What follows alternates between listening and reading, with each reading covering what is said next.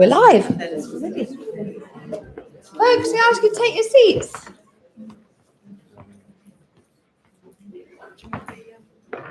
No, I think everyone can hear me.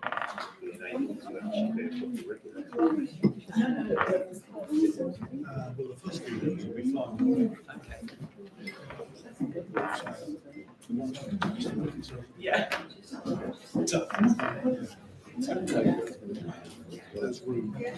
Would you like to come and just do the health and safety? Thank you so much. That's really lovely. Do you want to come and just pop here? I'll just come and stand here. Welcome all. So, good morning, everybody, and welcome to Gracious Street Methodist Church. I'm Jeanette, and I'm going to be hanging around for a little while. So, if you want to ask any questions, but not about the rivers, but don't think about rivers. We're not expecting a fire alarm, so should it go off, there are fire exits at I call that the front of the church, even though it seems to be the back. Anyway, there's fire exits there, there's another fire exit just inside the bridge there, and of course there's the fire exit in the car park. Our assembly point is across the road on Chapel Street by the coach park. That's the assembly point. Toilets, we've got accessible toilets in the foyer there. Well, there's one accessible toilet there. But also at the end of the bridge. And you've got the other toilets in the corner, which I think some of you have already discovered. So I think that's all I need to say about health and safety. Thanks very much. So I just hope you have a good meeting. Thank you. And I'll Do you mind if we just shut the door? I can shut the door. Thank you so much. Thank you. Top up your milk. Lovely. Okay. Thanks so much. Welcome everybody. Just absolutely lovely to see you here today. So we are on day 2 of the People's Commission public events about what's going on in our water system. Little bit of just housekeeping around how we're running the things. So firstly, we're live streaming, so it'll be on our website afterwards if any of you miss any bits, and all the slides are up there already. I think you've got them. That's good, so that you can see them in advance. That's really lovely. Thank you. And you've got the Wi-Fi password there and up on the side as well. Thank you. And one more, thank you very much. Once more. Thanks very much. So this is a very complex or complicated issue. Many of us got into the whole issue of sewage because we found out how much was being dumped in our rivers untreated, and we thought, I can't believe nobody knows about this. They just can't possibly know, or else nobody would let this happen. I don't know whether you remember those days. It wasn't that long ago. And we were absolutely horrified that, as we found out, people did know. Well, not only did they know, but the Environment Agency was permitting it to let it happen. And as we've got into this issue, we've realised that there are so many factors at play: invested interests, very different views about what pollution is, not too sure about what the public's role is, if any, a sort of fix-it-for-you model. So what we have is a system that thinks that actually, overall, it's sort of impossible to change. Now, I work in the NHS most of the time, and we've changed radically. Some of you might not feel it at the moment in some of your GP practices. For instance, general practice productivity has gone up by 20%, massively changed the numbers of people involved, massively different issues people are dealing with, how we work with it. You go to front door of A&E these days, and they'll say, actually, we're not getting people who should be seen at general practice, we're getting people who are really sick. But 3 years ago, we were. There has been really a huge amount of change in our public services, and yet our water sector seems so stuck. So when we saw that, the government had, I guess, listened a bit to the public's view about having an independent commission. We were excited about that, and then we saw that it was about the regulation sector part of it only, with some remit to maybe look at some other things. And we thought, actually, I'm trying to work out how I contribute, and I can contribute by answering 78 questions about finances and regulation. That's not what I want to talk about. So we wanted to have an opportunity to look upstream at the solutions and to talk with people that care, and for the public to say, this is what we want. This is what we think should happen. And that's the purpose of the People's Commission. Let's have a look at the next one. So what we've found, even just by having one session last Thursday, for those of you that came, with our international colleagues, and from talking with people like yourselves, and from our years of campaigning, is that everybody wants change, and change is possible. It's possible in so many other walks of our life. It's definitely possible here. But there is this overwhelming sense that it isn't. This is getting in the way. So the first thing is, it seems to be possible. It's possible in every other country. It's definitely possible here. At the centre of it is that the public is at the heart of this. It isn't just water companies have got to change their behaviour, so have we. But we also need to say, because we're all paying our bills at increasing amounts, very unsure where it's going, very unsure what it's doing. So actually, if you look at well-regulated and well-run services, water services across the world, people are absolutely hard decision-making. They have a say in strategy and planning and delivery. There is something called a water-conscious society as a goal for those countries. I haven't seen a water-conscious society as a goal. We're really looking forward to this, to your session a bit later on, to talk about how the public can be really involved. We've seen there's more room for innovation. I remember talking to Alistair last September, who's presenting a bit later on this morning too. There is a real sense that we're sort of looking at concrete and shovels and spades and some excitement around tunnelling and a bit of nature-based solutions that's been around for quite a while. Is there nothing better than that? No, we're a nation of shopkeepers. We're great innovators. We've got fabulous universities. We've got great research and science. Could we not do better than that? So we think there's room for more innovation.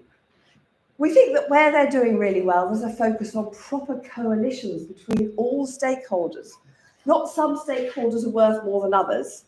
Not that the investors, and we'll hear at session 4 whether they're really investing when we come to talk about public value. But not the folk who are apparently putting their money in for us to pay them back at over 10% interest rate. Not them. They're not the most important people. Neither is the government the most important. Neither the water sector the most important. Neither regulators the most important. Actually, the most important people are people like us that care about our rivers, lakes and seas, who are using that system. But somehow we haven't got an equal sense of what a coalition looks like yet. And they have.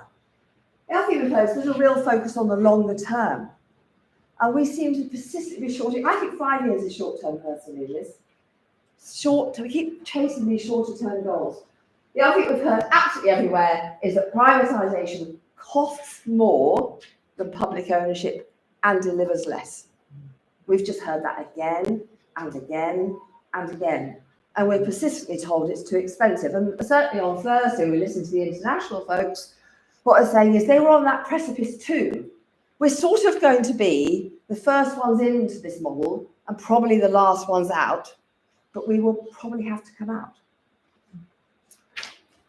Thanks very much. So we think our People's Commission today's discussion, we hope you'll be part of it, is going to be solution focus on the roundedness of the solutions.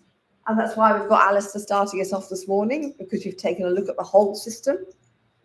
It's going to be exploring alternative models for provision, innovations, in public, with the public, and hoping that we'll learn together. Because certainly if the public isn't mobilised to be part of the solution, we will be stuck with this problem still in our lifetime and in the future generations' lifetime. Thank you.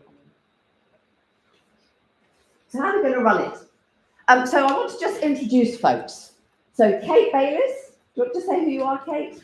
Hi, I'm a researcher at University of London, and I've been working on political economy of essential services, and I've been looking at the UK water system for about 10 years now. Yeah. Lovely, Kate. Frances? Yeah, I'm a professor at Lancaster Environment Centre, and my special subject for the last 30 or 40 or 35 years has been water governance. David. Hi, I'm David Clayton. I'm the local boy from the NID Action Group. We're hosting the meeting and are very supportive of the People's Commission ideas. And we want to see the beauty of all this wonderful stuff that's being, this knowledge that we have that doesn't seem to be used to make the NID better. And I'm Becky Malby. I'm a professor in health innovation over many years, but I got involved in this through the Ilkley Clean River Group as a founding member, as then a founding member of the Sewage Campaign Network for organisations that have not been captured by water companies, regulators or the government in terms of their funding, and who are really grassroots activists like David to try and encourage and support those folks, and also a founder of the People's Commission. Well, that's your panel for the day. So it's a bit question time, like really. So what we're going to do is ask our speakers to bring us their best ideas and expertise. We're going to enjoy listening. The panel has a series of questions to ask them, because we're trying to build this knowledge through the course of the 4 events, partly to produce a report that we can give to the Independent Commission and to government, and to run some events in the House of Parliament, which you will be welcome to in July. So firstly, we have our speakers present. We will ask some questions, and then if we get time during those sessions, we'll absolutely ask you to join us. And then at the end of the day, we've got quite a long time for us to sit and discuss. And we can move the chairs and sit in circle, whichever way we want to do it, but we will sit and discuss, what do we think? Having heard all of this, what do we think can happen now? What have we got appetite for? What do we want the national folks to do? What do we think should happen regionally? What do we think should happen locally? And that's the process of the session. Is that all right? And we've got lunch as well in the middle, and breaks, and then just be grown-ups and go to the loo when you need to and all that stuff. We won't find, it's not impolite. Just go do what you need to do. It's completely fine. Thank you so much. And so our timetable's like this. So lunch is around 1:10, and we've got some light refreshments outside. Thank you. And I just wanted to remind us a bit about why water matters, because we keep treating it in this whole debate as some sort of commodity, as if it's a bit like, getting your car serviced or something, or putting petrol in your car. And actually, we seem to have lost, and I think you brought that out, Alistair, so well, which is water. Without water, we have no life. And so we are so dependent on this. And that's why I feel even more anxious about who's deciding for me on something that I am absolutely dependent on. Who's deciding for me? And yet we look at some of these statistics, like, water companies oversee 40 billion litres of water per day. So that sort of shortage coming up, that's not very far away. So I'm seeing that going, is anybody planning for that? What are we doing about that? Do I get a say in that at all? Okay, thank you. Next one. Thanks so much. Next up, thank you so much. So the context we know, and we're not going to spend masses of time on the context. I just want to set it out as we start today. We're not going to be going back over and over the problem. You know it. But the pressures on our water sector are the same around the world. It's climate change and flooding and drought. And you're seeing it here. We're seeing it in Ilkley. Massive changes in the way water's entering our river, what volumes. We're having big, much more flash flooding type things going on. Population and business demands. Alistair will talk a bit about the chemical demands on our water system, which are some ways our emergent threats, whether it's micro pollution or forever chemicals. So that's the context everyone's facing. But we've also got this neglected state of the water sector, our strategy and our assets. If any of you watching Thames Water, you'll have seen some of the state of some of our assets. Well, it's worth a look if you watch the programme on the BBC. So when you look at the assets overall, I walk around, I'm a verified sewage visitor, apparently. And you walk around and go, is this how you do it? This doesn't look like it's changed very much. And some of it looks like it's rotting. And so when's that going to be replaced and how? So the first thing is we hear this is about, actually, we know that water companies have not fully invested in the assets since privatisation. We know it. It's not a surprise. It's all over the papers, all over the press. And the water companies have said themselves in front of the EFRA committee, the water company directs the finance and chief execs over the last few weeks have said, we have never had enough money to maintain the sewage system, even though they self-authorised that they had, because you have to self-authorise in order to take dividends and to make profit. Secondly is the management capability to cope with those pressures. I was at an Ofwat strategy event, round the table. A lot of the water company folks or people who advise them were saying, we haven't got the staff, we haven't got the capability, we haven't got the leadership. I go, oh, hang on a second. And for those of you whose water bills are going up, apparently we're going to have massive more infrastructure in our system over the next 5 years. Well, certainly at Yorkshire Water, they haven't delivered the last lot. So I don't know, they're going to scale it up by 8 times. I'm slightly anxious about that when I hear this.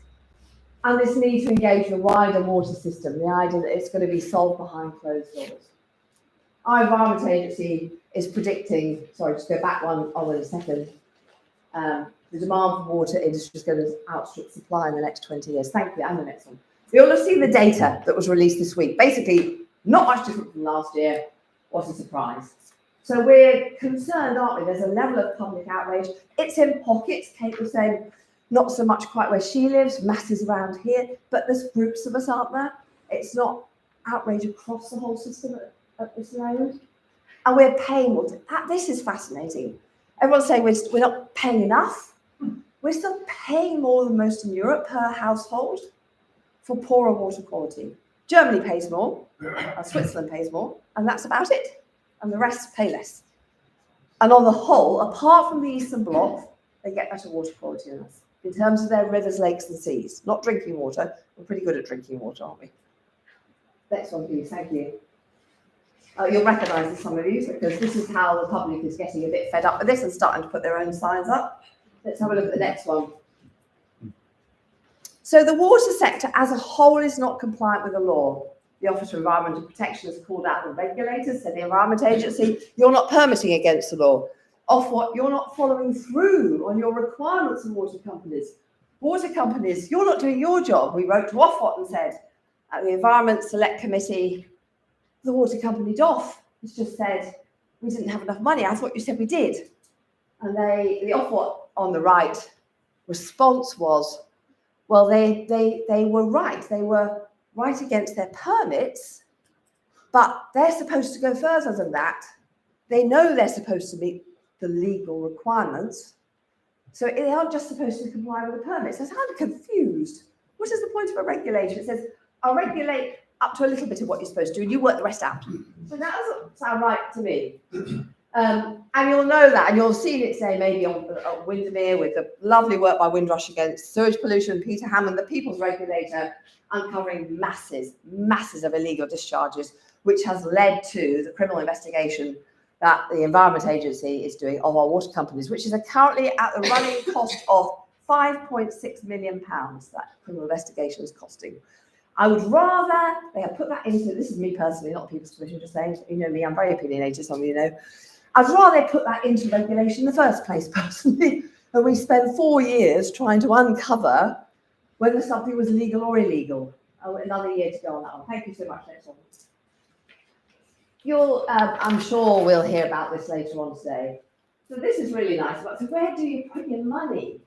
And this is called Testing the Waters. It was a National Engineering Policy Centre report.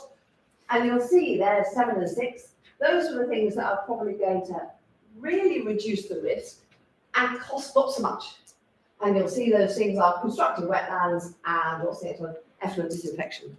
So it's sort of the solutions that are at our fingertips. It's known what to do. Even that doesn't feel like it's feeding into the AMP for the next 5 years. Where do we put our money for the next 5 years? So there's some stuff here that we know is around. Thank you. Next one, Owen. Thank you very much. So where are countries focusing their effort?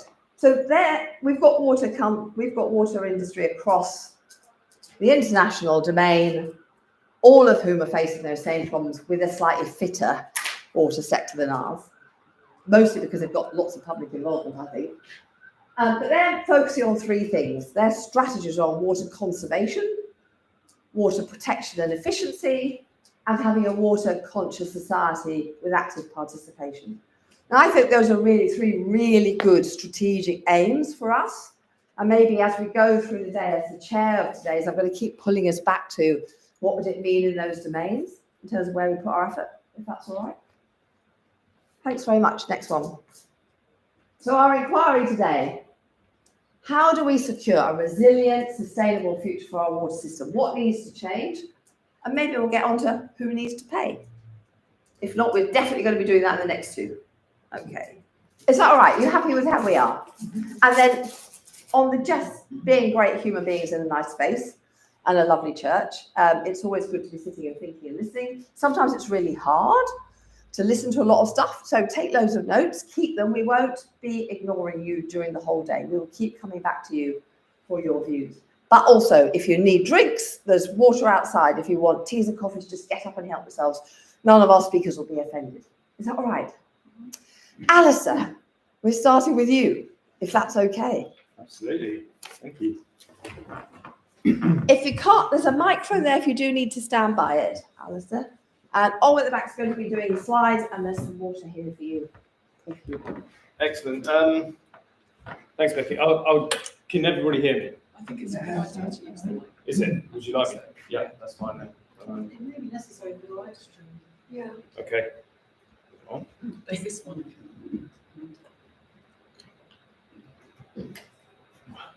Just turn it on. So turn it I'll just check.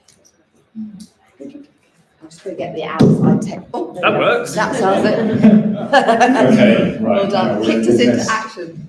Thanks, Alistair. Right, okay, thank you. I mean, pleasingly, Yes, I can see. sorry. Pleasingly, I think a number of things that I was going to touch on, Becky's already mentioned, which is reassuring for me, I think. My understanding of this level slot, I'm in a little bit of a scene setting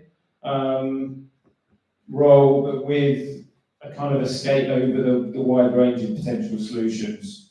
But I thought I'd kick off really with the question of what we actually mean when we talk about resilient water systems. And there are some definitions out there, I think, and probably the best one in terms of a working definition that we have at the moment is the good environmental status under the EU Water Framework Directive, because it reaches across the main components of resilience. It looks at chemical quality, it looks at hydromorphological state of water bodies, it looks at their biological status. And that brings into consideration all kinds of things like the chemical pollutants that are going in, but also how much water is in those water bodies for nature. And I'm going to talk about two things mainly today. One is about the water quality side of things, but the other is also the water resource side of things as well, because the two are really linked, fundamentally because the pollution pressures will become more acute for nature, and that's obviously important for water users as well, when those water bodies do not have much water in them, and sometimes none at all in the cases of the upper reaches of chalk streams and so on. So we have good ecological status, which is made up of all those components, and in England at the moment, 16% of water bodies are in good ecological status, which means 84% are not. And if you look at rivers, it's lower, 14%. And if you look at chemical status, it's 0%. And there are reasons for that, but basically it's because we're failing the water system at the moment. In terms of other definitions, the Environmental Improvement Plan that the government has set out and that is rooted in the Environment Act 2021 sets out a water-focused section where it talks about clean and plentiful water, and therefore good reason why I'm talking about water quality and water resources. And that one states that we'll achieve clean and plentiful water by improving at least 75% of our waters to be close to their natural state as soon as practicable. I mean, I don't know how the hell you regulate against that one. Woolly does not even do it justice. But at least it points to the fact that what we're really talking about is reducing and preferably eliminating harmful pollution.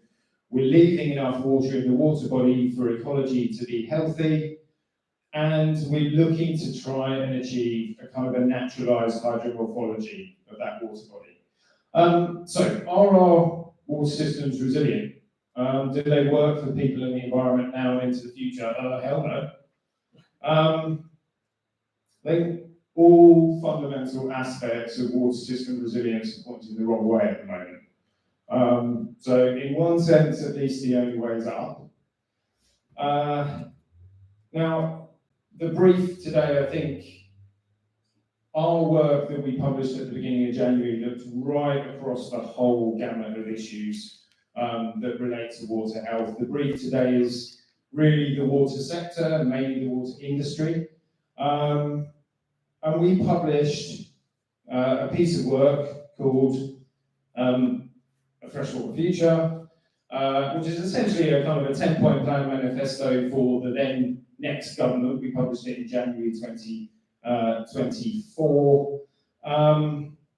And it made 10 recommendations. And as I said, we looked across the whole range of issues impacting the water environment. And actually, I reckon 8 of those recommendations relate to the water sector. So these are the recommendations that we made initially. The first one was to commission a comprehensive and independent review of water management to report within the first 12 months of the new government. Well, not bad. There are maybe degrees of scepticism over the level of independence, but it's fair to say it's probably the biggest review that we've had for a long, long time. And then we have the People's Commission, which is going to do a really good job of holding that review and government feet to the fire, so that's great. The second thing was to have a really good look and, if necessary, reform the regulators so that they can discharge their responsibilities effectively. Now, I have no agenda in beating up any of the regulators particularly. I'm of the view that they have not been given the capacity and the equipment to properly do their jobs.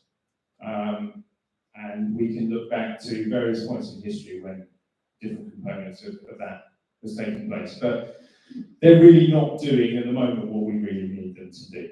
The third thing was to reform the governance and regulation of water companies to create purpose-led organisations that are transparent and that comply with the law. Now, there are different forms of purpose-led. Ultimately, the environment and the needs of society have to be absolutely paramount to those organisations and how they run. The fourth thing was to increase the level of monitoring that exists out there through a national environmental monitoring strategy and programme, picking up the whole range of pollutants that are impacting our river catchments. What we know is we don't really understand in a granular way what is causing harm where, so that in a good enough way so that we can really target solutions. Monitoring is getting cheaper. The technology is improving. And obviously citizen scientists are doing amazing work adding new data into that picture and also doing analysis like we heard about earlier. The fifth thing was to build on that and introduce ambitious catchment system management. And I think that is really speaking to your point, Becky, about bringing communities much more into the picture and giving all of the various stakeholders the ability to feed into the understanding of what's happening and also deliver against the solutions. The sixth thing was investing in maintaining water systems, so infrastructure upgrades that do get done actually last. If you talk to people who have worked in this sector, I think Brian in the audience, you'll know this.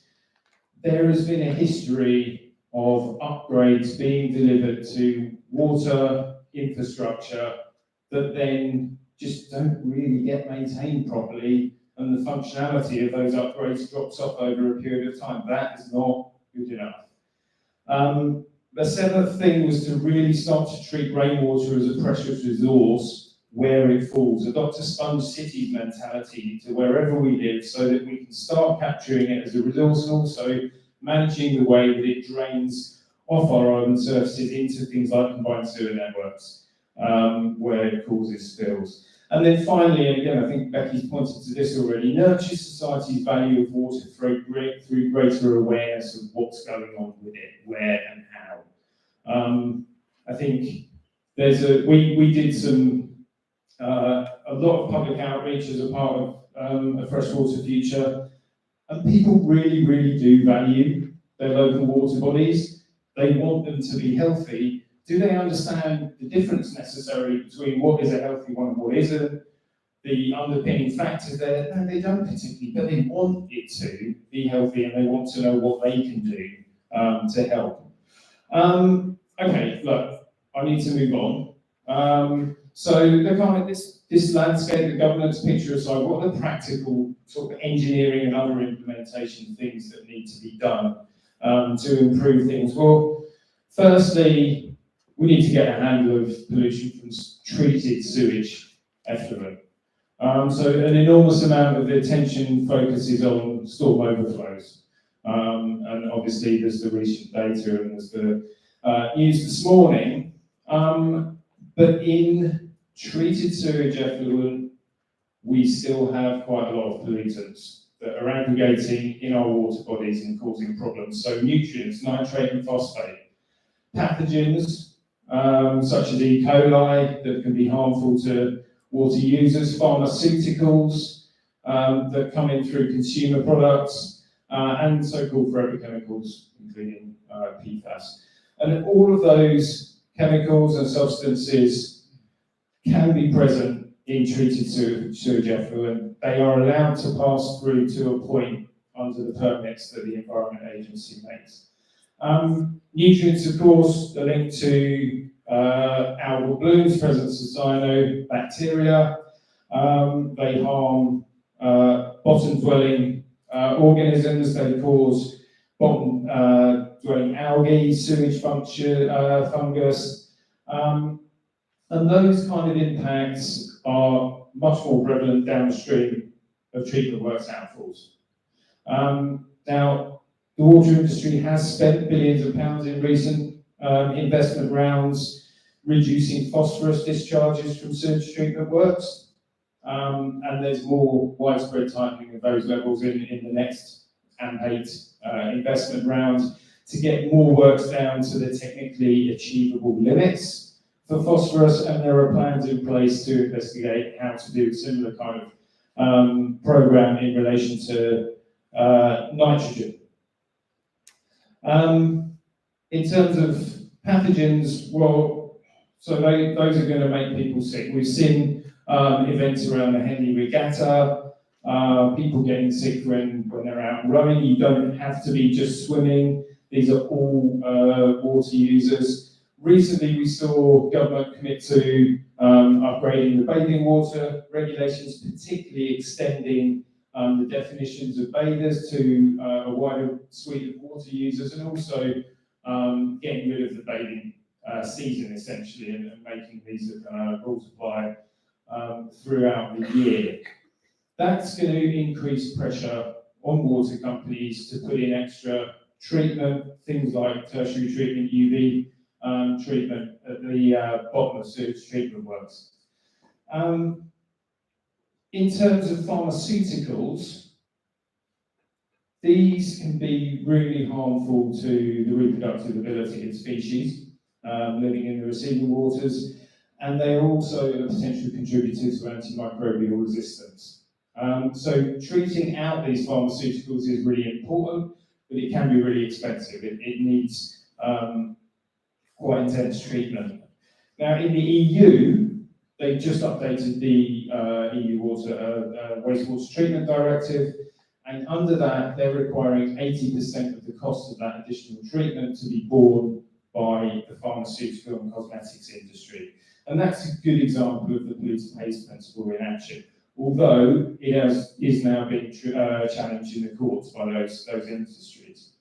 Tightening nutrient concentrations in sewage effluent is crucial, but given enhanced treatment processes, there are potentially far more cost-effective ways of reducing the overall nutrient loading within a catchment, and that involves water companies working with farmers to reduce the agricultural nutrient inputs as well. And that is referred to as catchment nutrient balancing. And there are some pilot projects being run. The Rivers Trust are working with United Utilities in Cumbria, and they're showing really quite cost-effective outcomes associated with this approach. So that points to the kind of the wider suite of system actors being part of the solution. Now, storm overflows. Those are the things that really get people angry. The government has set out targets to reduce the incidence of storm overflows in its storm overflows discharge reduction plan that aims to get discharges down to no more than 10 times per year by 2050. And it aims to take a prioritised approach based around the impact of those overflows on receiving waters. Now, in the next 5-year spending plans by the water companies, 12 billion is being spent on reducing overflows by 45%. That's the target by 2030, compared to a 2021 baseline. There are various ways in which those reductions can be achieved. And I think that we really need to look at the overall cost involved, the carbon intensity involved of the interventions, and where the best wins can be achieved. We recommended in a piece of work that we published back in about 2022, I think it was 2021, a kind of a hierarchy of methodologies to reduce storm overflows. And that's because there's kind of diminishing returns once you get beyond the really harmful overflows. And when you get into that landscape of diminishing returns, then you want to look at where you can achieve more than one outcome from the money that is being spent. Some of these interventions are very disruptive, very expensive, heavy infrastructure upgrades involved. So our hierarchy read, try and prioritise multifunctional, sustainable drainage interventions wherever possible. If you can't do that, use active system management. Now that is a combination of monitoring current and recent sewer conditions, forecasting future rainfall, and using proactive manipulation of pumps, gates, storm tanks, weirs within the existing sewer network to create a bit of extra storage. Third is new engineered storage. And this is what is being done over the next 5-year period, by and large. It's essentially put big new tanks into the sewage network. It's probably, from a regulatory compliance point of view, the safest option for a water company. It's not going to yield too many benefits beyond reducing that spill frequency of a storm overflow. And it is expensive and it is disruptive. The final thing is sewer separation. That's really unlikely to happen. But basically, for the last 60 years or so, we've been building separate sewers. It is the way to do it, really. It takes rainwater directly to local watercourses, and it takes the foul sewage directly to the treatment works, and you should not get, if you've got a proper separated sewer system, you should not get storm overflows. The reality is that a lot of those separated systems do connect into combined sewers, so you don't always get the desired outcomes from them. One of the other things that I don't think gets a lot of attention is sewer misconnections, and this actually causes around 15% of the reasons why watercourses don't meet their quality objectives.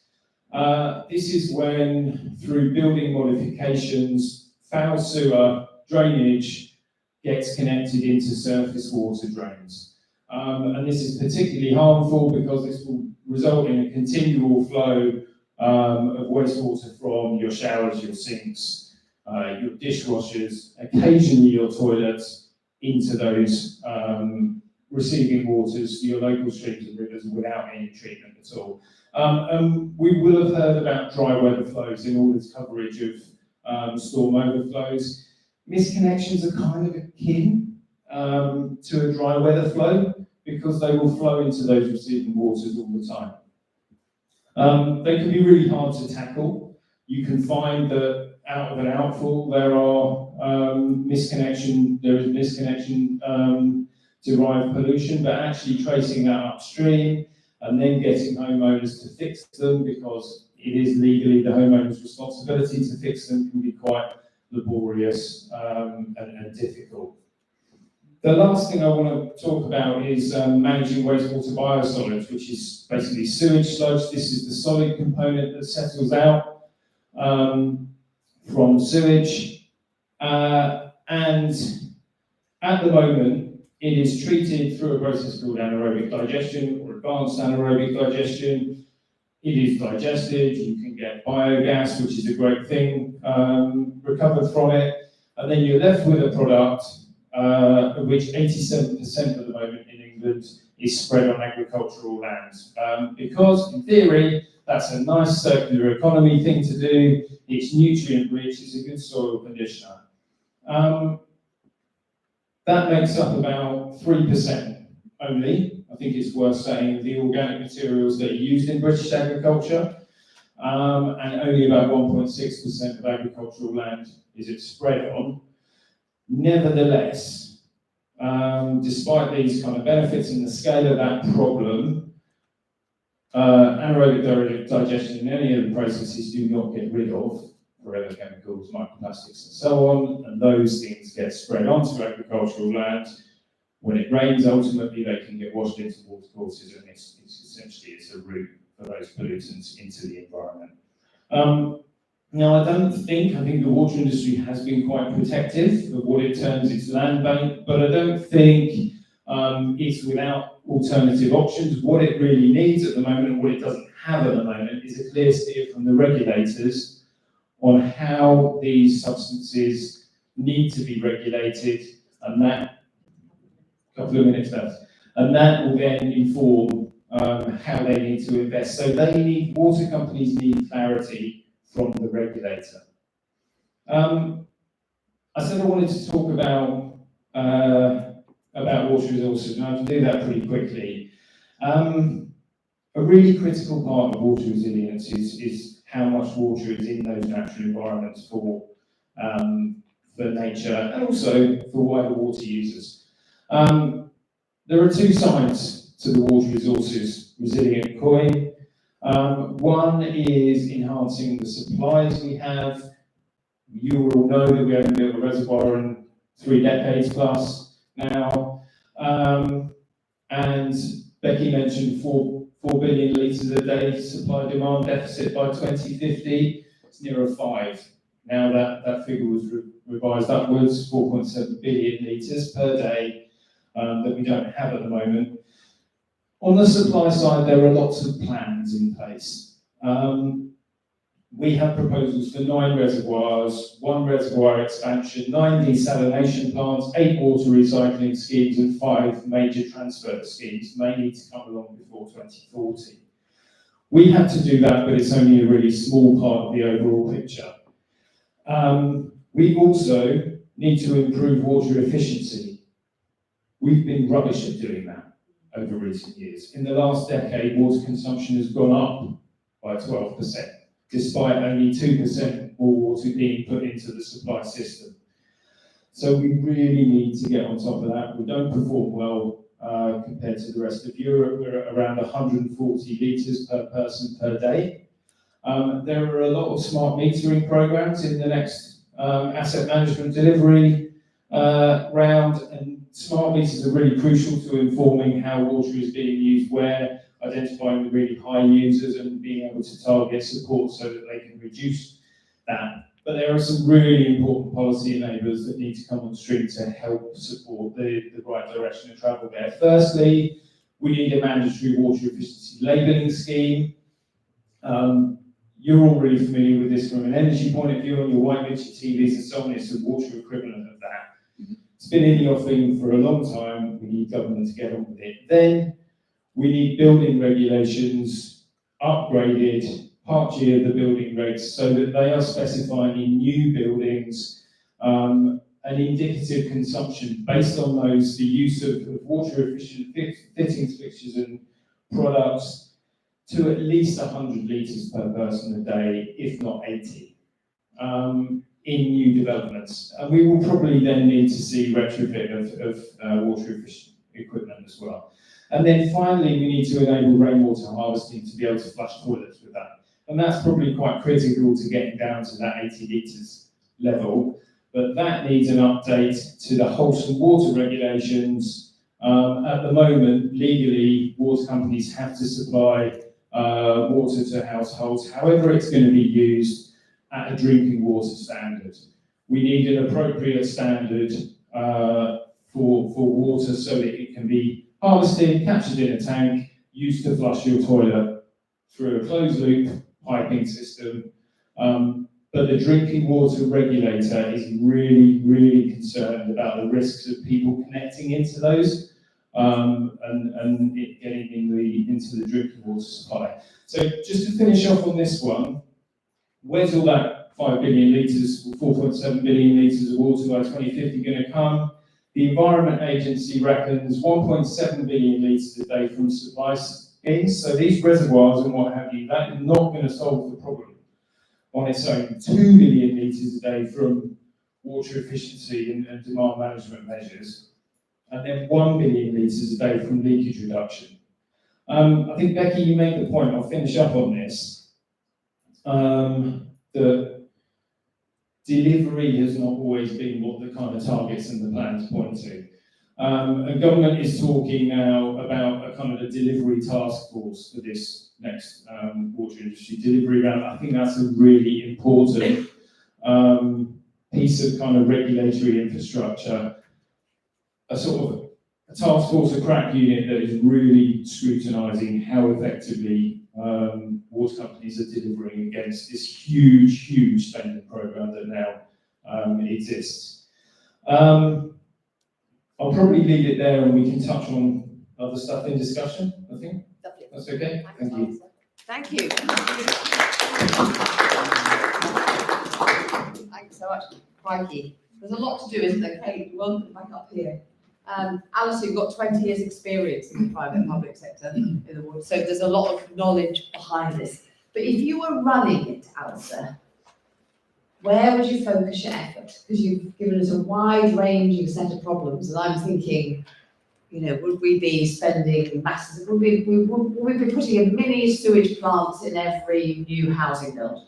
Would we be recommissioning old reservoirs? Doesn't even seem to be on the agenda. Would we be changing the way we govern the whole system? Where, from the small to the macro, where would you put your effort?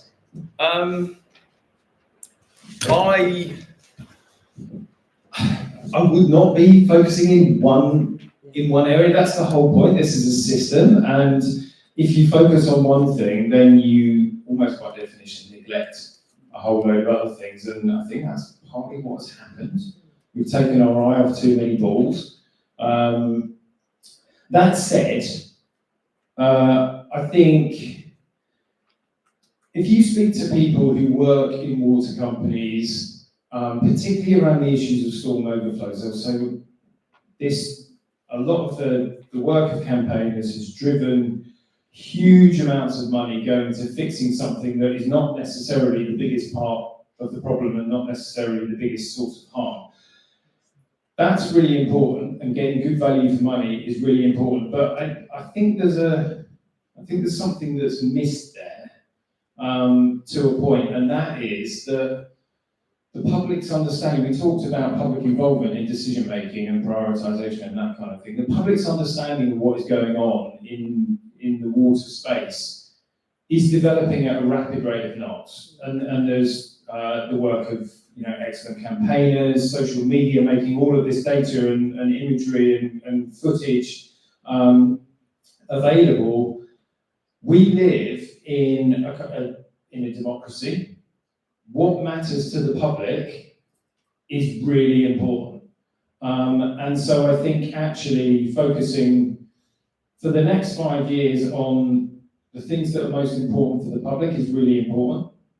And actually being able to demonstrate that we can make good progress against some of those things that are really upsetting people, almost is a sort of affirmation that we can do things when we put our mind to it. I think there's a whole range of discussions around what we need to do in subsequent 5-year periods and really maybe focus on where you are achieving the biggest wins for a combination of people and nature, because that may not always be visible. But where we are right now, for the next 5 years, 100% it's delivering some meaningful progress on the things that are really upsetting people. So I think that is storm overflows, actually. As I say, beyond that, it needs to become more nuanced. Thanks, Alistair. We've been hearing a lot in Parliament from the water industry, from the regulators, that the public are being too noisy. It's stopping investment, it's getting in the way, and without the public, without folks who are here today, this wouldn't even be on the agenda that it is at the moment. So I always think start anywhere, go everywhere. Storm overflows were the thing that were visible. It's not the thing, it's not the only thing, and the public really knows that. We want our sewage treated properly at a standard that isn't going to damage wildlife or the people that use the water. But we've got a sewage system because it was a public health risk, because without it we had cholera. So I think that's where the public starts, and I would welcome the public being more involved in the whole process, rather than being called the troublemakers, the noisy folks, the people who partially understand, who are shouting for the wrong things. That feels a really unhelpful starting place, and it's good to hear you agree with that. Kate. Great, thank you. Oh, that's really fascinating. Thanks so much. Resilience. Part of resilience is kind of dealing with uncertainty, I guess, isn't it? Which I'm just wondering how you think our current institutional structure is a hindrance to resilience. And yeah, if you think we need to change or what we can do. Yeah, I think it is. I mean, let's just take resilience at the absolute top level. This is ultimately climate, I guess, which is it drives components of all of the stuff that we see happening on the river, on the ground. There are mechanisms in things like the Climate Change Act that are supposed to be driving adaptation and resilience at a really high strategic level in and across different components of government, and it is just not happening at all. The Climate Change Act came in 2010, was it? No, 2008. And really, you've got the Climate Change Committee reporting every 2 years on progress at strategically planning a resilience response to that threat that we all know is critical and hugely real and is playing out now in front of our eyes. And yet repeatedly, every year, every 2 years, they say government is just nowhere near close to doing what it needs to be doing on that. I think that's quite indicative of how we manage the water cycle. We don't do it in a joined up way. It's not democratic. It's dominated by a relatively small community of technical people, and it doesn't involve on the ground citizen scientists and organisations who do practical delivery. we need to get to a place where those things are much more joined up, and there's an institutional framework that enables that to happen. In our report, we characterise that as catchment system governance. I think there's all manner of different models. The likes of detail have kind of characterised the catchment system operator.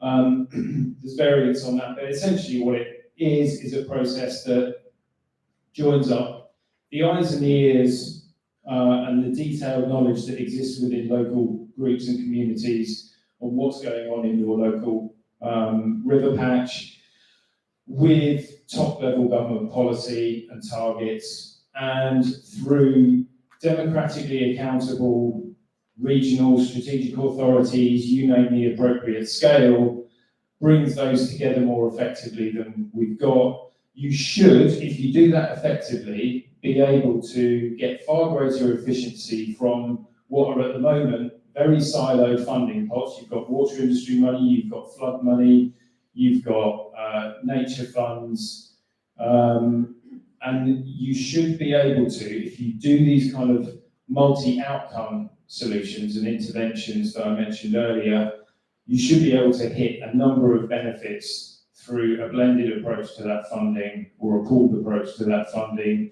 with regional or upper tier local authority governance stitched in there to do the linking up. I think that's where we need to go in terms of sort of future institutional frameworks. I think the other thing that I'd like to point out, I'm going to, if I can, I'll just read a quote.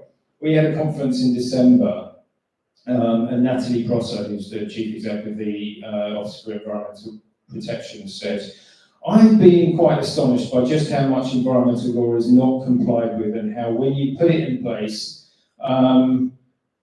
you really shouldn't make new laws unless you know how they're going to work in practice. Ask the people who are going to be implementing them how it's going to work, what funding is required to make sure that they're effective, what the operational systems are and the delivery systems are. Do they conflict with the current suite? If you don't do that, you're just going to overlay another set of legislation that could be well-intentioned and conflicting, and we persist again, and then you fall down on implementation." You know, from their review of the implementation of the Water Framework Directive, they said the regulations, fine, they're good. It's the implementation where things have fallen down. And I think institutional frameworks are very good at making targets, about making plans. We fall down on delivery, and that ultimately is about capacity in the delivery organisations. And you think we could get like more bang for your buck if we have this joined up system that you... If we have, yeah, I do. Yeah. I think you've got to hope that. But it's what you need is a granular picture of what's going on the ground in your catchments. That is then fed into prioritisation of what is causing solutions that are tackling what is causing the most harm at that local scale. Everything is hung on national targets and objectives at the moment, and they don't necessarily relate to the circumstances on the ground locally. We've somehow got to match the two up more effectively. I love the idea that we've got to have a more localised, or there's more localism in the solution. We're a long way off that. A lot of it, we'll come back to you in the debate. Let's hang on to these issues, because our experience of catchments is that also being captured and it's being fed back into a hierarchical system. So I think this notion that we saw on Thursday with our international colleagues, separate the strategy from delivery, different sorts of ways of engaging in the two, keep things local as possible, regionalising where you have to, national for the only stuff that you can only do nationally. That is not a distinction we've got at the moment, so it's really helpful to do that, Alistair. Francis. Yeah, you talked about people's rapidly growing understanding or in caring about water issues, but also this need to get people down to 80 litres a day. And apart from the technologies, which would be great, what are your thoughts about how we actually get people to change their behaviours? Because that is really a difficult thing to do. Right, don't put it on the individuals. People do not know. Why would they? We don't have smart water meters really much. There's some, but not many. Most of the meters are not smart. And so there is, yeah, I do need to say. So I think there was some research done, and people think that they use about 17 litres per day, or something like that. So that, I think, is that surprising? Well, maybe, maybe not. But I genuinely, from my use of water in the house, if I didn't know, because I've looked at my bill and worked it out, I wouldn't know how much volume that is. So we've got to just make it happen for people. I think we need to foster the concern, foster the interest, without putting the pressure on delivering the outcomes on people. We've got the technology. We've got low flow showers. We've got low flow, products. We need those regulatory things as the enablers. Those things have been in the offing for about 10 years, one way or another. They were being teed up by the last government. The current government, Steve Reed said when he was on his growth tour 2-3 weeks ago, said we needed urgent action on demand management. Fantastic, let's see it. Make it easy for people. It's possible, and it's not a case of you can only have a bath on a Sunday kind of thing, right? That's what I grew up as a kid having, but you can get perfectly decent water using experience now at 80 litres. It's possible. We just got to have the bravery to do it.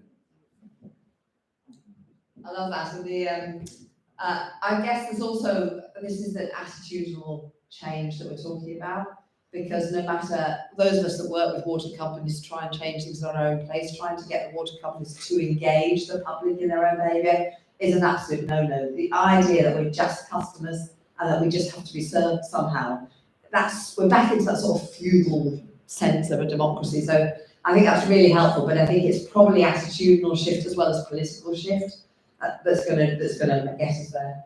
David, the last question to Nid. Yes, starting with the local one, because the Knaresborough in particular was engaged in the concerns about water quality through the bathing water status at the Lido, which is gained.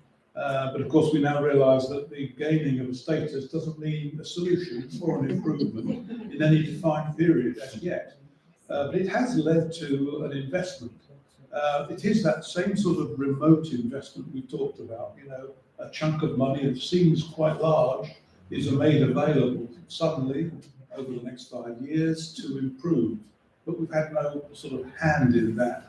No confidence. I think there's a feeling generally, perhaps in society, that we don't trust institutions.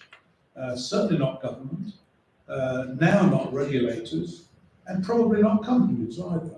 And so we're almost going back, there's a danger of us going back to sort of a backwoodsman approach, pull up the drawbridge and draw your own water and look after yourself. I loved your 10 Question, David. Sorry, I loved your 10 questions. I loved your 10 recommendations. The one about the catchment grouping, that does exist now, but I don't know how you can get that as an independent, effective, funded thing, because in principle, central government holds the money, and then these groups in catchment level decide what would be good to do, and then we get 50% of that money. How can you resolve that issue? Because it's another level of government which we don't trust too much, even though we're closer to it. I wonder how you can solve that. We've got 1 minute. It's not going you're not going to end up on perfect straight away, I think, so a bit of patience while it evolves. Equip those really grassroots catchment partnerships with a bit more money. They spend an awful lot of time just trying to make themselves financially sustainable so they can exist. Take that away, give them the citizen science and the wider data to inform decent catchment plans, feed that up into an entity that has a properly independent chair, brings in all the relevant stakeholders into that discussion, makes the strategic plans, and then it should be down to the likes of strategic authorities maybe. There's a whole debate over the right kind of geographical scale and how you orientate that. Is it river basins? Is it water company areas? Is it anything else? But the fundamental actors responsible for ensuring that that happens and the delivery happens, if you nest that in those strategic authorities, they have a degree of democratic accountability to them, and they're rooted in the kind of local or regional community. That, I think, for those who have been giving this a lot of thought, that's a good starting point. And then we're going to have to work with it and iterate, I think. Fundamental in terms of the confidence is two things. One, real transparency on the part of the delivery organisations, particularly water companies. And two, I've forgotten. I'll come back on it. Transparency, oh no, delivery. Actually, look, deliver against some of these plans. When people start seeing outcomes happening on the ground, then that confidence can start to come back. You've got to earn it. Thank you. Thanks so much, Alistair. So on the resources page of the website, you'll see Freshwater Future. As Alistair Boxall, a different Alistair, makes his way up here, just shout out something you learned from that session that you thought was really helpful, that we must pay attention to. Anybody got anything? Kim? I'd like to ask a question. It's putting a bit on the So spot, really. so questions are for later. Something you've learned. Local government involvement. Local government involvement. We'll have lunch in a minute, Kim. You'll get anything else? What have you learned? Educate and enable the public. Educate and enable the public. The planning system. Planning system. Yes. I want to know what some of these acronyms mean. I don't even know what SUDS mean. I don't know. Oh what yes, CIWEM sustainable oats. Yeah. CIWEM means. There's too much sort of jargony. We're not going to get it to work, are we, if we keep using acronyms? That's the same in many sessions. Something you learned. Government talking about delivering a delivery task. Yes, delivery task force. We want to be part of that. Yeah, definitely. That we can manage perfectly well on 80 litres of water. That we can manage perfectly well on 80 litres of water. Thanks, Alistair. That was fantastic and actually covered so much territory, didn't it? We're going to get into the fun and games of pollution, particularly from the pharmaceutical world. So, Alistair Boxall, thank you so much for joining us today. Alistair is part of, he is the leader of a major project around the country around bathing waters. Ilkley is part of it. Arnold have been testing on a very regular basis for all sorts of things you wouldn't want to see in your water. And it's been absolutely great to work with you. Alistair, we're really pleased you're here today. So, over to you.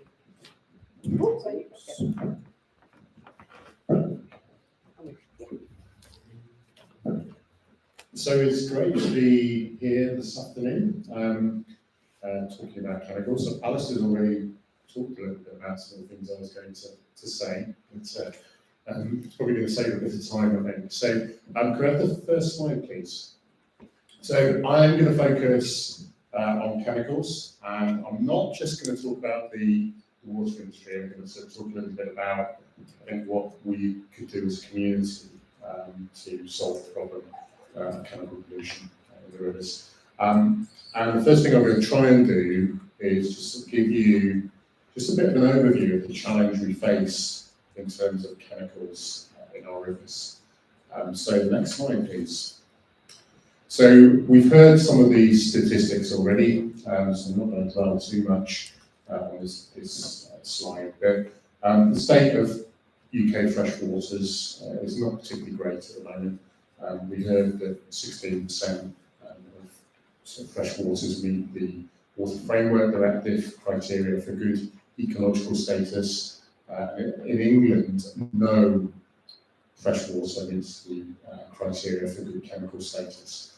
And that's due to a range of things. It's due to emissions from wastewater, emissions from farming, and also some legacy mining emissions.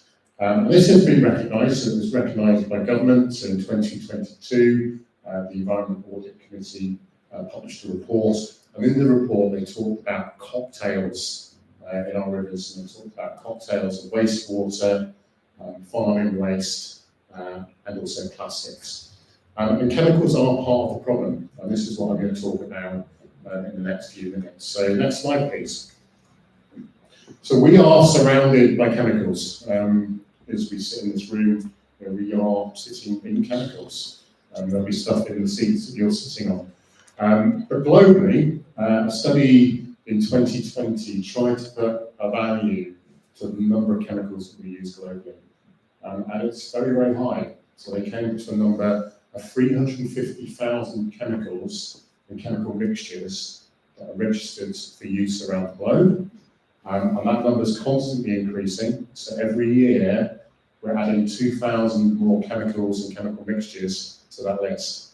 So today, globally, we're probably using 360,000 chemicals across the world. Next slide, please. And that includes chemicals that you'll use in your household. So if you do a bit of digging, there's a statistic that says in every UK household, there's about 4,000 different chemicals and chemical mixtures. So that will include stuff in your kitchen cupboard, your cleaning products, it will include pharmaceuticals, personal care products. You go into your garage, it will include the paints, maybe your torch used to clean the paint brushes, and also the weed killers that you use to perhaps weed your drive. If you think about agriculture, in Europe, there's 600 different active ingredients approved for use in agriculture. So that will include insecticides, it will include herbicides, it will include fungicides. We use a lot of chemicals in veterinary medicine. So there's 500 chemicals approved for veterinary treatment. So that would be substances used to treat livestock, so things like antibiotics, antiparasitic agents, used in aquaculture treatments, so sea lice treatments, but also the chemicals that you use to treat your pets, so the feed treatments, and the stuff that when the pet gets ill, the vet will prescribe. Now I drove here today, and when I drove over, I will have been emitting chemicals, so my exhaust will have been emitting combustion products from combustion of the petrol in the car, but my tyres will also be wearing onto the road. An average tyre contains 410 chemicals, and they will deposit on the road as you drive around when it rains and be washed off into the nearest watercourse. So we are using a large number of chemicals, and those chemicals will be making their way into the environment and making their way into the rivers. It's not surprising, therefore, that we detect these things. So we've done work, the Environment Agency do work, other researchers have done work, and you might have seen last year there's a really interesting article in The Guardian by Watershed Investigations and The Guardian, looking at the mixtures of chemicals that we're seeing in UK rivers. And they come up to a number of about 500 different chemicals that the Environment Agency have detected in UK or in English rivers. But we've done work recently suggesting that that number is a little bit low. So we've been doing work in Yorkshire, where we've been looking at chemical contamination in Yorkshire's rivers. And we've just got some new data that indicates that there's about 30,000 different chemicals that we see in Yorkshire's rivers. And again, that's probably an underestimate. Now, many of these chemicals probably won't be doing much harm. Many of them will be natural, so they'll be produced by breakdown of things like plants. Some of them we don't know what they are, so we have no idea what they are. But we do detect a range of things that could be of concern. So we see things like flame retardants, UV filters coming from our sunscreens. We see a lot of pharmaceuticals. We see veterinary medicines from livestock treatments. We see personal care products. So we see things like preservatives used in cosmetics. And we also see illegal drugs.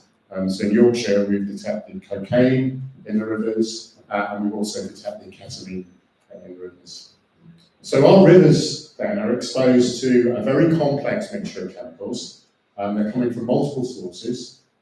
So some of them could potentially be harmful. But in terms of regulation, if you look at the number of chemicals that are covered by the Water Framework Directive, and what this statement about good chemical status is based, that number is only 45.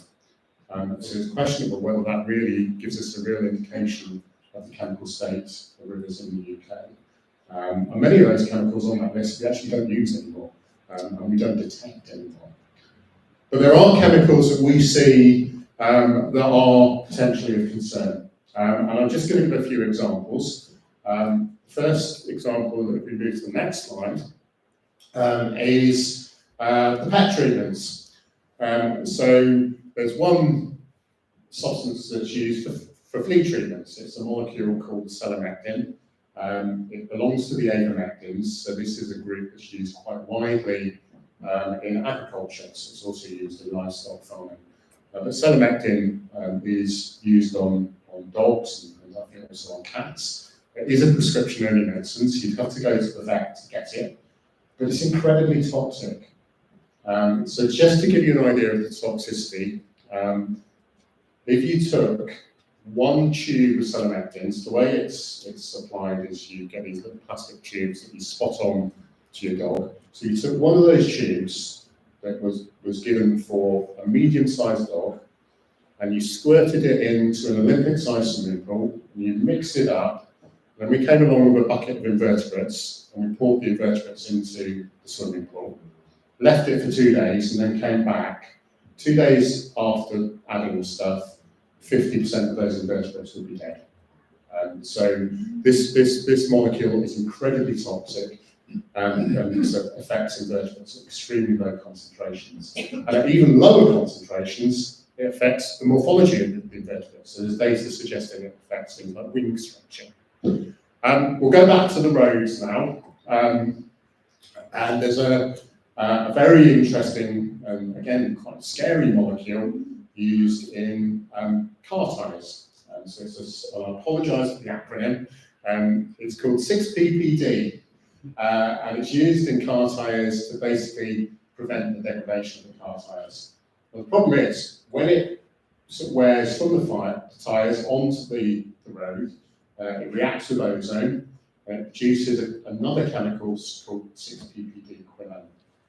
And there's data from the west coast of the States showing that this 6-PPD quinone is incredibly toxic to coho salmon.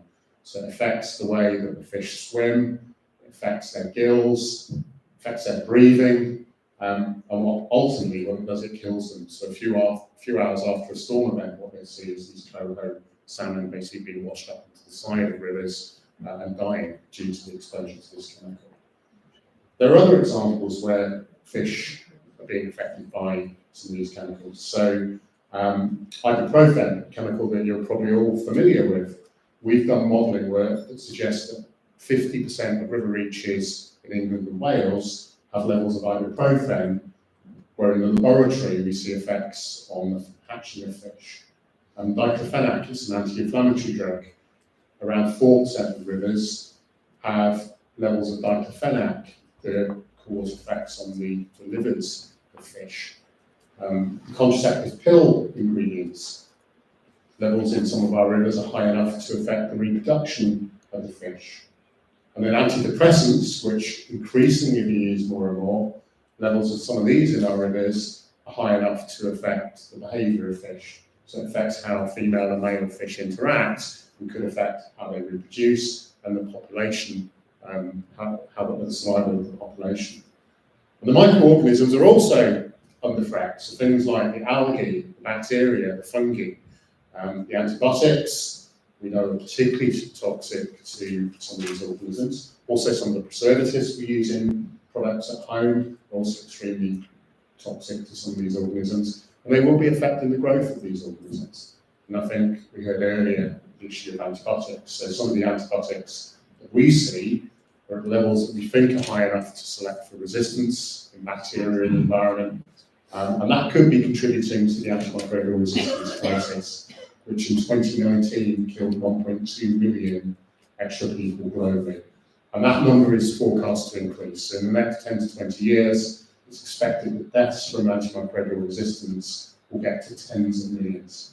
And we're recognising that environmental exposure could be contributing to the problem. So that then raises the issue, well, what can we do about it? So we could move to the next slide, please. So I think what we need is we all need to work together. So I think government needs to take this issue much more seriously. They need to start introducing regulatory frameworks that properly assess the chemicals that we use. So it might surprise you, flea treatments, at the moment, if a company developed a new flea treatment, they wouldn't need to do any experimental testing on that treatment before it gets onto the market, even though these things are so toxic. And the argument for not doing it is that the environmental exposure is low.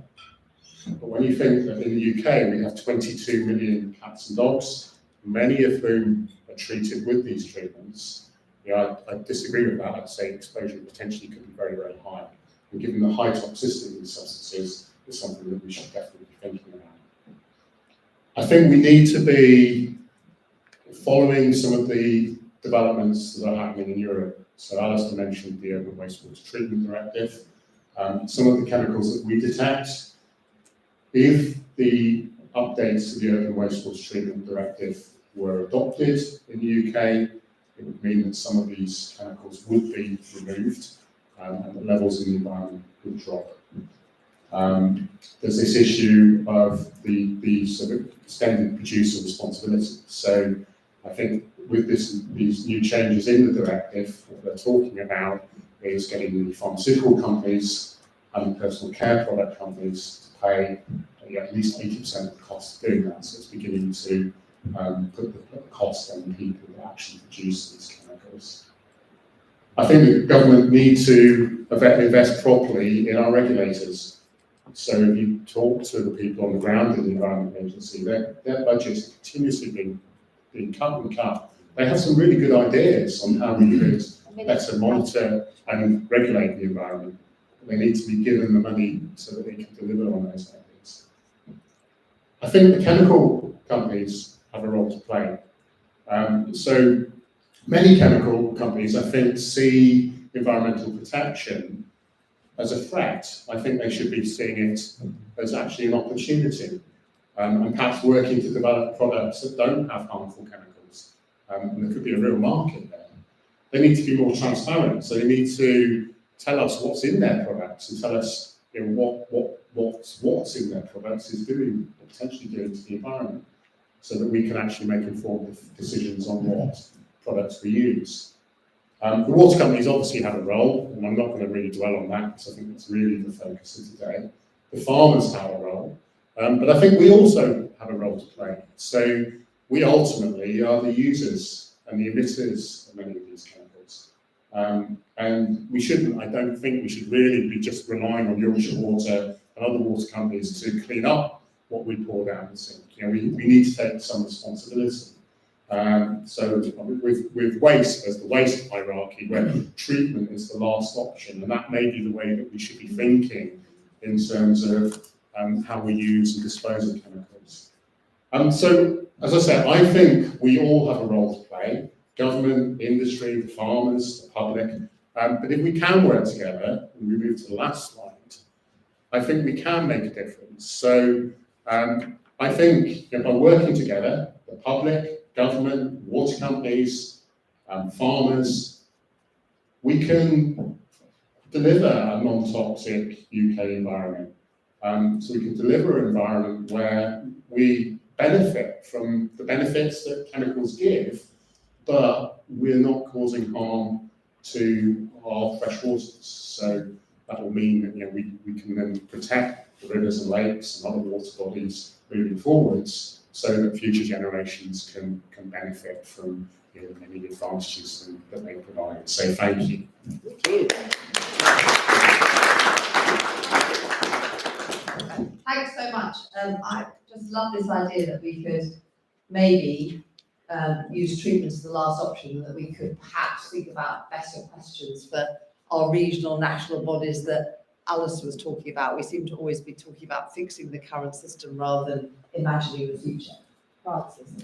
Yeah, I'd just like to pick up on, you mentioned the idea of the polluters paying in terms of pharmaceutical companies, but we're all polluters, so there's the polluters, us as individual households, the farmers, developers, car users, pharmaceuticals. So do you think the polluter pays principle is only for like big companies, or how can we stop, is there a range of things we need to do to stop different bodies polluting the water? Yeah, that's a good question. I'm not sure I have the answer, but it is. I think you raise a very interesting point, because the focus of the updated urban wastewater treatment directive is very much on the pharma companies and the personal care product companies. Now, obviously, there's a lot of other industries and sort of sectors emitting to the wastewater treatment works, and they aren't being hit. And I think perhaps we should be, perhaps not, I mean, if it works, perhaps it's okay, but perhaps we shouldn't be just looking on those two sectors. Perhaps we should be thinking a bit more broadly about the broader types of chemicals that we are emitting into the wastewater treatment system, and coming up with ways in which we can perhaps divvy up costs. It may be that at the end of the day, it's you and I that have to pay, because we're probably going to have to pay somehow. So yeah. Relating back to something the other Alistair said was, I wonder if it's a case with the pharmaceuticals that if you could do it for that, you create a precedent, you create awareness, you create something where people understand that pollution has to be paid for, and then you can move on from there. I think that would be true, but if we introduce the methods to treat out the pharmaceuticals are actually quite a diverse range of molecules. So I think what would happen is actually in introducing those methodologies, and we do have the methods to do that, so they're called tertiary treatments. There was a really good article in The Guardian, again, I think it's about 3 weeks ago, by Phoebe Weston, looking at how these approaches have been introduced in Switzerland, and it's been incredibly successful in Switzerland. It has put up their water bills, but it's been incredibly successful in terms of water quality in Switzerland. But it won't just remove the pharmaceuticals, it will remove cleaning products, it will remove the home use pesticides. So if we do it in a way, we might not need to do much more if we do it properly. It's whether we should be perhaps being a bit fairer in terms of distributing the costs, and then how you then divvy that up. We could make a very interesting PhD project. With your scientist hat on rather than politician hat on, Alistair, I think we could be a bit unfair asking you to be the politician. But just around some of the scientific futures, innovations around this. So is there anything that we could be doing, pharmaceutical companies could be doing to change the way they design their pharmaceuticals so they don't cross the barrier? Are there other, we were a nation of shopkeepers and a great scientific community in this country. Are there just some sciencey stuff that we don't know about, that you know about? Absolutely, and I think this can be done at all stages in the cycle. So the big pharma companies are already looking at what they call benign by design development of new pharmaceuticals. We're actually involved in a large EU project where we're trying to develop models. So what they'll allow us, the pharma companies, to do is basically look at potential lead molecules that they could be developing, and very quickly get an idea of what the environmental footprint of that molecule will be. But also it will allow them to sort of say, well, actually, if I tweak the molecule in this way, this is how I can improve the impact on the environment. And that's going to take time to sort of actually have impact, because I think the lead-in time from product development to actually getting to the market is about 10 years. So it's going to take a little bit of time. But I think moving forward, I think the big pharma companies will be doing that. I think thinking about chemical products more broadly, we've been doing work with some companies, and I won't name them, where we've been screening the hundreds of chemicals that are used in their products to try and find out which are the potentially harmful ones, so they can then think about substituting them with more environmentally friendly chemicals. Now, I think if we could do more of that, that would be great, but we do need to be careful because there is this issue of what we call regrettable substitution. And I think some companies knowingly do this, where they will substitute something that is perhaps getting media attention for something else. And then 5 years down the line, we find that something else is equally as bad. I think Alistair mentioned the forever chemicals, PFAS. I think there's examples where there has been regrettable substitution of PFAS. I mentioned the 6-ppd. I was at a meeting where someone was saying that I think they're going to phase out 6-ppd, and they come up with a potential replacement called 7-ppd.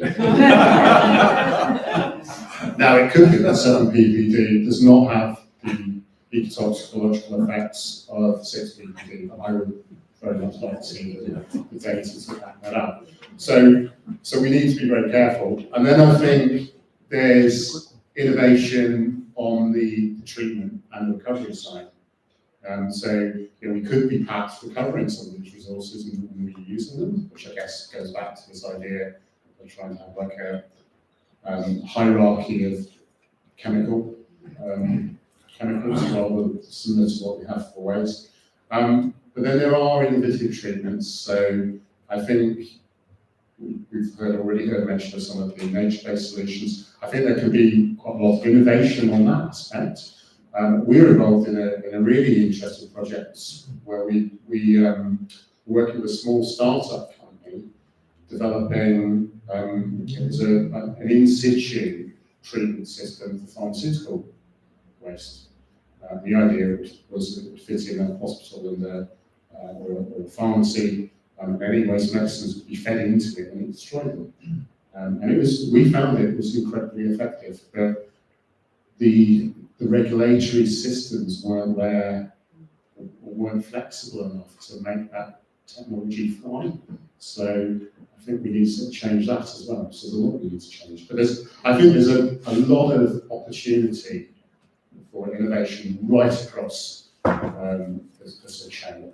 And that's why I think we shouldn't see environmental protection as a threat. As a country, we should see it as an opportunity, and we should be the leader in sort of developing non-toxic environments. I'm going to set you a challenge now. Both of you talk a lot. 1 minute, 1 minute. I'm not going to use my 1 minute.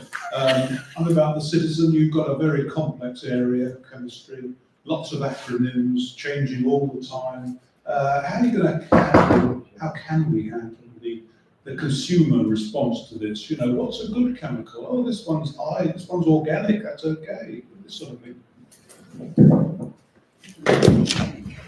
Yeah, again, a really good question. I think education. So, the more we can sort of educate from kids upwards about chemicals, what they are, what they do, will help. But I also think, and this goes back to what I was talking about in terms of transparency of the industry. I think companies need to be transparent about what's in their product, but we need sort of standardised methods of sort of communicating the hazards of what's in the products, and that sort of system needs to be well regulated. So there are labelling schemes. I think there's websites. There's websites that you can scan a product using your mobile phone. You can say, it's got this and this in it. There's lots of different organisations doing that. I'm not sure they're that well standardised. And I think some may even be sort of supported by some companies. So whether they're sort of completely honest.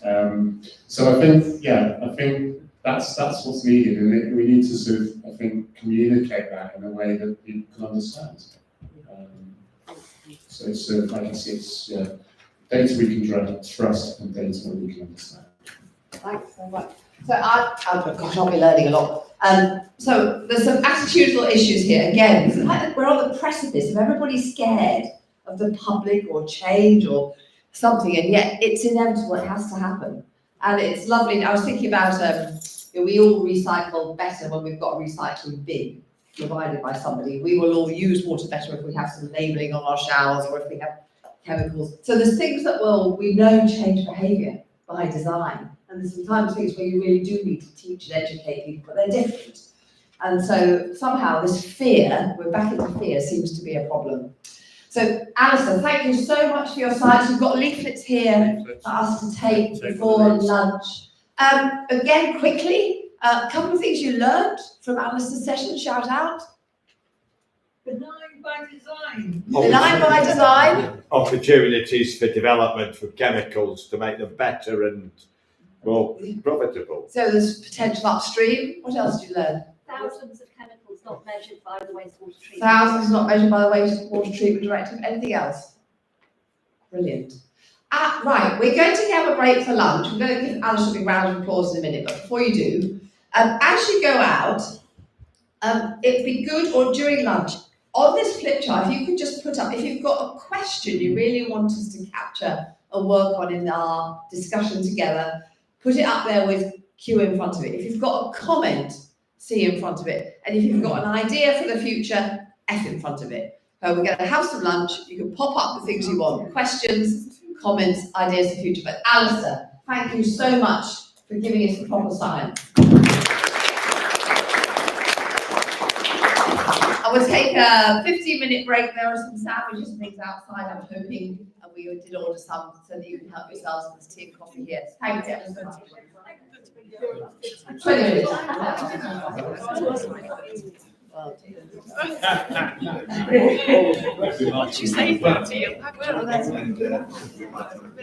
pop it to the next slide, please. Thank you.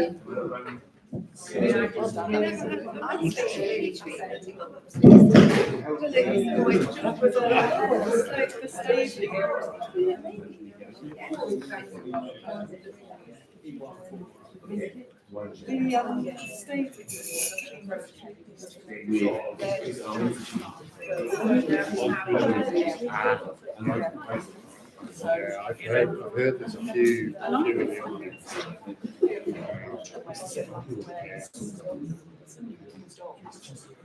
Absolutely, and they are all very into the nature of water. But also, what a possible system, but you can scale it with the regulations. Is that written up? That's really interesting. The science is written up, so it was the method was written up. The science, it's because the waste regulations wouldn't. So inflexible, it's be approved even though it's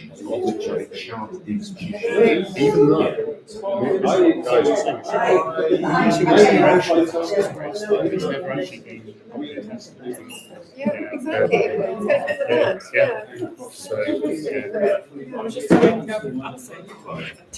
You did say 15 minutes, not 15. Yes, we're starting at past. Half past. Yeah.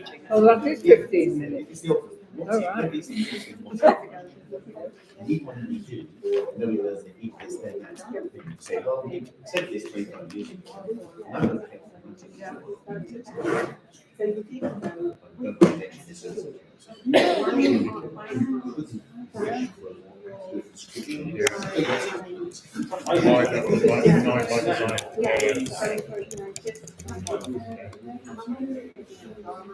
No, I think you're absolutely right. And I think it depends. There are active ingredients. I mean, that's small.